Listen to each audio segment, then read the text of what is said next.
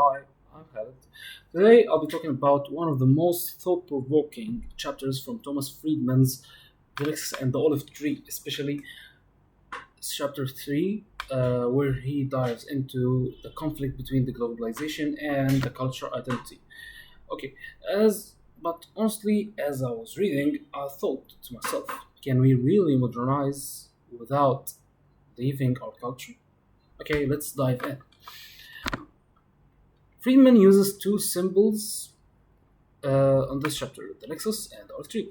The Lexus is for modernization, technology, efficiency, globalization, economic growth, basically the future. The R3 is the past. It's the tradition, family, everything we feel belonging to. It's what connecting us to the past.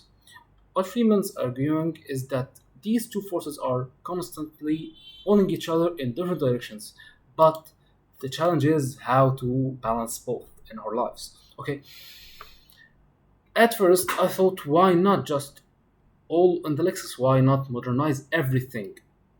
Right, but then I thought about what we lose. For example, have you noticed how cities around the world are now looking the same? Same fast food, same music on radio, same fashion, and that's how the Lexus works. Okay, taking over. But if everyone starts to look and feel the same, what's the difference between us? How doesn't that flat culture? Doesn't that make all the humans the same?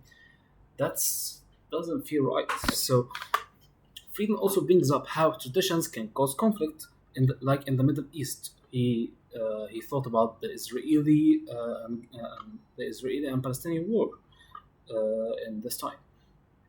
Uh, let's not bring this, but I push back a bit. It's not the artistry itself that's dangerous. It's people who weaponize traditions to exclude or dominate others. And maybe it's not about choosing one over the other. Maybe the deeper issue is who controls the balance and who benefits from globalization spirits. ماشي?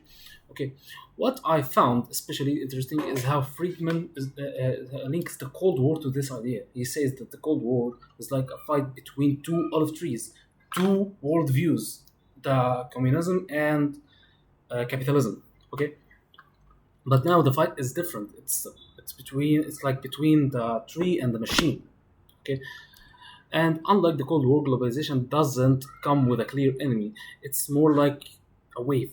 You either ride it or drown in it.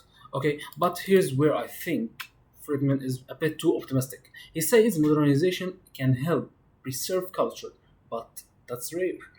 More often, global capitalism doesn't just blend with culture or tradition, it replaces it. It works as replacement to our tradition and culture. And that's the real purpose for capitalism, and I think it's bad.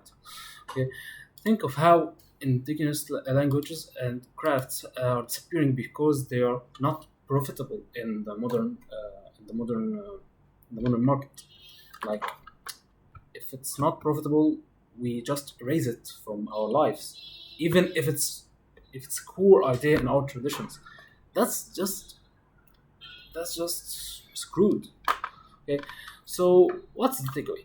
Friedman says we need both the Lexus and the olive tree, and I agree, but only if we're aware of the trade-offs. Blindly chasing growth can strip away our traditions, but clinging to a tradition too tightly can stop us from solving real problems. The key is intentionally. We can't just let globalization. We can't just let globalization happen to us. We have to choose what we adopt and what we keep and what we let go. Okay. In the end, the Lex and the olive tree aren't enemies, but they aren't best friends either. The real challenge and maybe the real responsibility for our generation is to make sure that it's moving forward, but keeping our traditions and don't forget who we are. Thanks for watching.